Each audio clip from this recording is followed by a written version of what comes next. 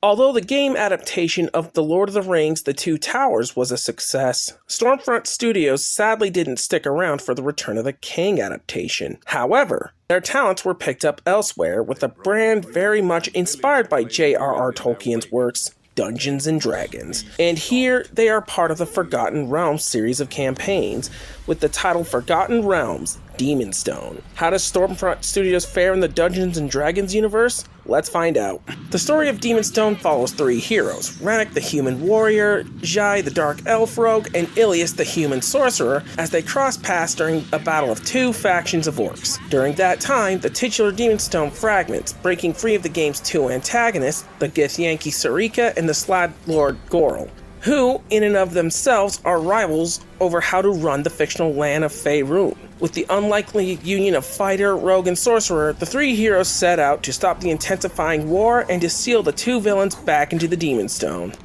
An interesting story to play through, but hard to expect less from R.A. Salvatore and his work involving Dungeons & Dragons. On to the gameplay, and as I said before, Demon Stone is a 3D beat-em-up heavily influenced by Stormfront Studios' prior Lord of the Rings title, but the gimmick here is more focused on teamwork, as you'll be swapping between three characters and their classes, with Rannick being the human fighter and his reliance on melee, Ilias being the mage and his near unlimited magic, and Jai the rogue with her stealth, which is thankfully a lot more simple than a stealth-centric game a la Metal Gear or Splinter Cell, but I'm still not great at it. So I ended up with her weaker melee, but she also has some slight platforming to her moveset as well. Unlike the Two Towers, the gameplay is a little more simplified, in that there is only one melee attack, a kick, and a block button, so no heavy attacks here. However, as it's team-focused in vein of, say, Sonic Heroes, you'll be able to gather max team energy and use a team super attack. Unlike Sonic Heroes, so much as one of your teammates die, you fail.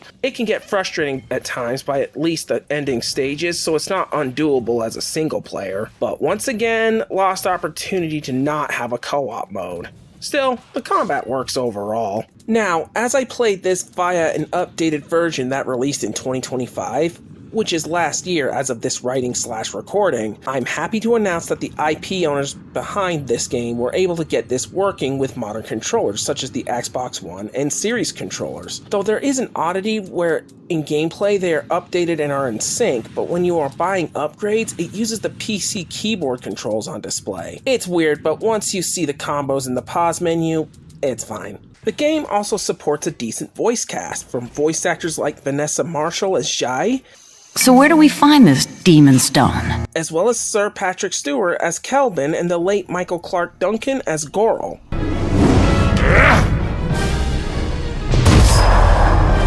You're fading, old man. Justice never fades. You cannot win. And it's great to hear them when you can. I'm not sure if it was like this in the original release or I had a screwy install, but sometimes the audio is mute one time and the other times it isn't. Either way, it's off-putting. More annoying are the unskippable cutscenes, mainly in the game engine. Especially when things are challenging by the end of the game, I end up dying a lot and I have to rewatch a cutscene every damn time. Gee whiz. And the most disappointing aspect is that the game has less replayability than Lord of the Rings, and that there are only 10 levels and nothing unlockable, not even with R.A. Salvatore's character Drizzt, who is playable in one mission. What a letdown. But overall, despite the later mentioned shortcomings, Forgotten Realms Demon Stone is another solid game from Dungeons & Dragons, worth picking up especially during a sale on digital stores.